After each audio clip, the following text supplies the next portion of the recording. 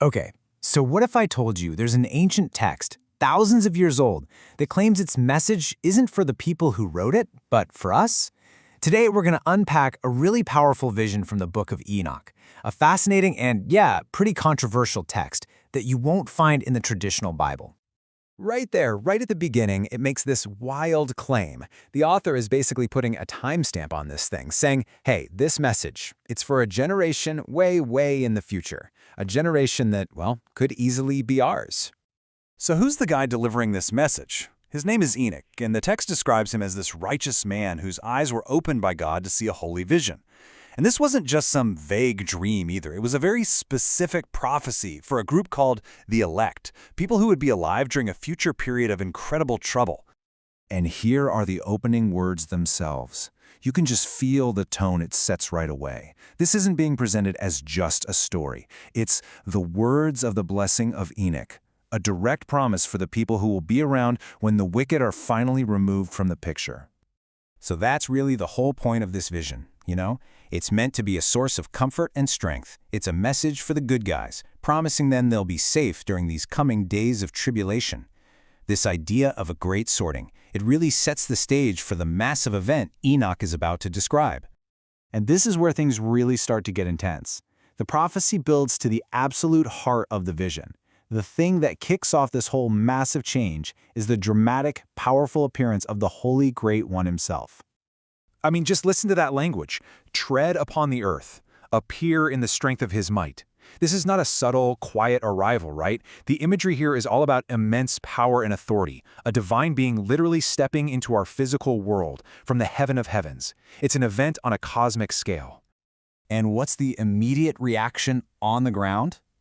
Absolute, universal fear.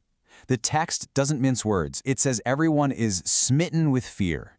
This isn't just being in awe, it's a kind of deep, fundamental terror when faced with that kind of overwhelming power. And get this, the scale of this terror is cosmic. It's not just humanity that's afraid, even the Watchers, who are often thought of as angelic beings, are said to quake. This fear goes unto the ends of the earth. It's like the entire system, heaven and earth, goes into shock. So from this universal feeling of fear, the vision shifts to the physical world. The very presence of this divine power actually starts to unravel the planet itself. The text paints this incredibly cinematic picture of deconstruction. It's like a step-by-step breakdown. First, the tallest mountains are shaken, right down to their foundations. Then, the high hills are flattened. And finally, and this is just incredible imagery, they literally melt like wax in a fire.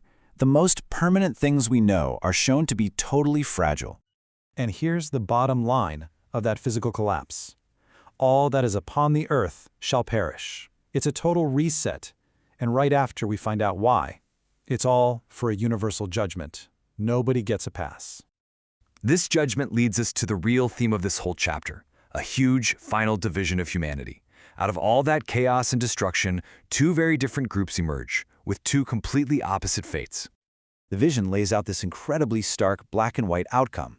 On one side, you have the ungodly, who face destruction, conviction, and judgment. On the other side, you have the righteous, who are promised protection, peace, and mercy. There's absolutely no middle ground here. It is a final, total separation. So let's look a little closer at the fate of the ungodly. Verse 9 gets really specific. This judgment isn't just some random punishment. It's a full accounting for everything they've done and everything they've said. The language here is so powerful and absolute. The goal is to destroy all the ungodly and to convict all flesh. And it specifies that this judgment is for their ungodly works and even the hard things they've spoken. It's a complete and total reckoning. But the vision doesn't just end with all that fire and judgment. It actually builds to its ultimate conclusion, the promise that was made to the righteous, the very people this whole prophecy was meant to comfort in the first place.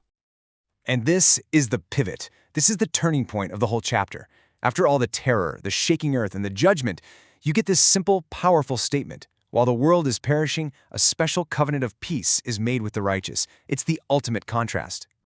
So what does that peace actually look like? Well, the text doesn't leave it vague. It lays out a whole list of blessings. They'll receive mercy, they'll belong to God, they'll prosper, they'll be blessed, they'll be helped, and light will finally appear for them.